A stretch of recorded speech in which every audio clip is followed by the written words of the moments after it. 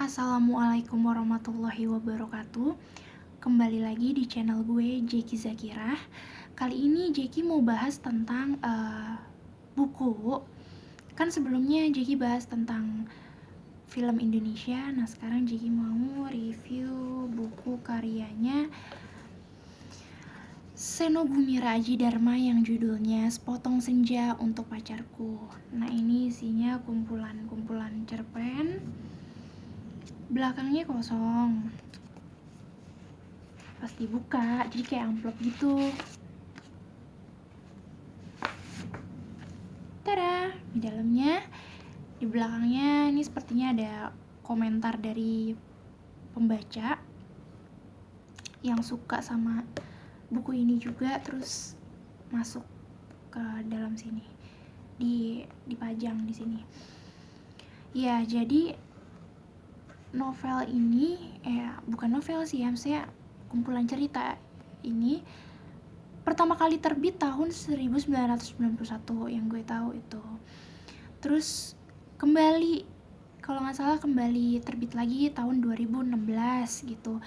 Pokoknya kemarin 2019 gue cari di toko buku ada ini. Nah ini kan belakangnya kosong nih, nggak ada sinopsis atau kayak gimana. Kok gue tetap tertarik beli.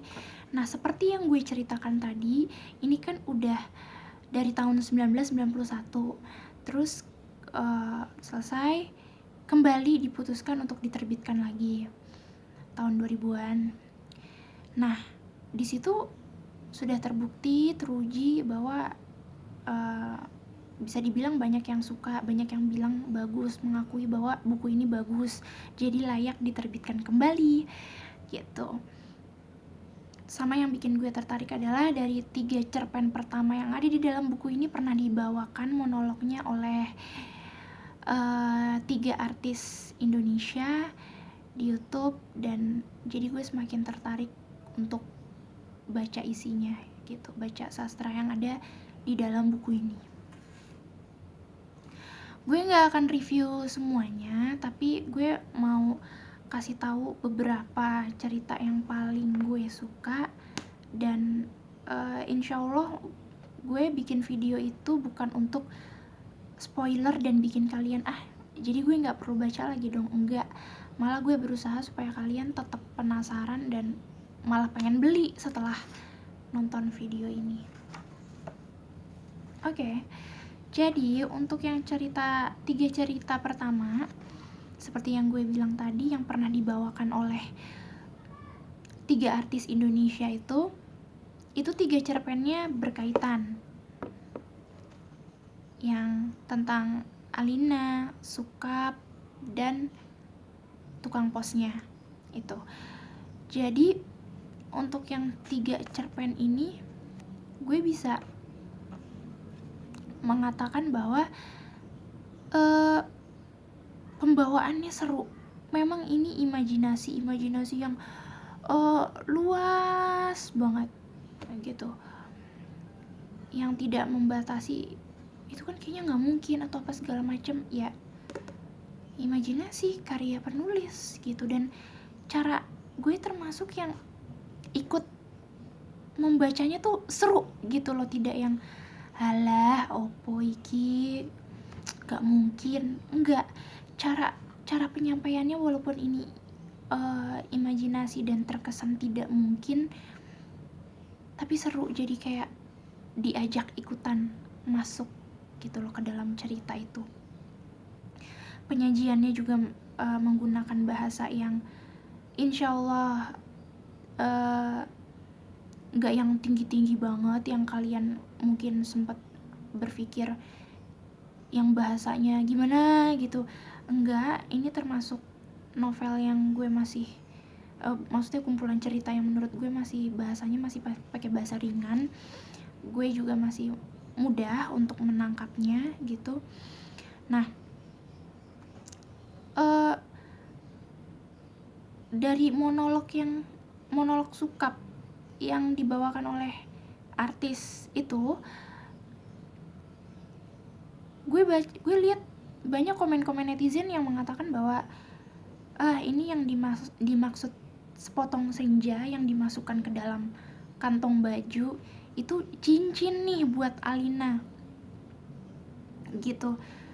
Iya juga ya gitu kan, misalnya pada saat gue baca yang saatnya si Sukap jadi tokoh aku gitu, misalnya yang bagian cerpen dari sudut pandang Sukap, iya sih sepertinya ini cincin gitu yang diibaratkan bagikan senja bla bla bla bla bla bla. Tapi kalau gue pribadi setelah gue membaca gitu justru bukan seperti itu pada saat baca dari sisinya Alina dan dari sisinya tukang pos, tapi bener-bener senja, bener-bener senja itu yang apa pada saat Alina dan tukang pos yang cerpen yang sisi Alina dan tukang pos, gue menyadari bahwa ya itu emang senja. Silahkan masuk ke dunia imajinasi itu gitu. Udah nggak mungkin lagi, udah nggak cocok lagi kalau itu diibaratkan bagaikan cincin. Nah, dan yang bikin serunya lagi, Sukap ini juga menyampaikan tentang sepotong senja yang dia potong lalu dia bawakan kepada Alina karena dia mencuri senja terus dikejar polisi atau apa segala macem. Terlihat seperti Sukap ini melakukan sesuatu itu semua mudah, nggak sulit melakukan itu, kayak gunting kertas aja, maksudnya kayak semua terlihat gampang gitu Sukap melakukan ini. Jadi kayak makin seru gitu bacanya. Terus bukan kayak makin seru, memang seru gitu. Terus dari sisi Alina juga yang mengatakan senja ini bikin dunia jadi berantakan apa segala macam, itu emosinya apa segala macam itu juga bikin gue bacanya tuh aduh apa sih namanya, dapat banget gitu. Makanya waktu artis yang membawakan monolog Alina ini ya sebut saja Dian Sastro gitu, itu tuh emang dapat banget gitu loh, yang dari apa yang gue baca memang cocok banget cara dibawakannya seperti itu gitu loh. Jadi senja saja bisa konfliknya tuh sampai kayak gitu loh, bagaimana Alina menyampaikan bahwa dia tidak senang dengan senja yang diberikan Sukap terus sampai kayak gini gitu, dan bagaimana perjalanannya tukang pos sampai 10 tahun berada di dalam amplop yang berisi senja. Wah, imajinasi tanpa batas gitu. Itu dari 3 cerita pertama gitu yang gue baca, yang menurut gue seru dan totalitas banget. Yang kedua ada cerita tentang Jezebel yang favorit gue juga. Dia adalah seseorang yang tinggal hidup sendirian, sisanya orang-orang banyak yang sudah meninggal gitu. Dia melakukan melayat yang sangat panjang gitu. Bahkan dia bilang bahwa umurku mungkin tidak cukup untuk menengok mereka semua. Ada satu kalimat yang gue paling suka banget pada saat Jezebel bilang harus ada yang menengoknya meski tidak bisa berbuat apa-apa.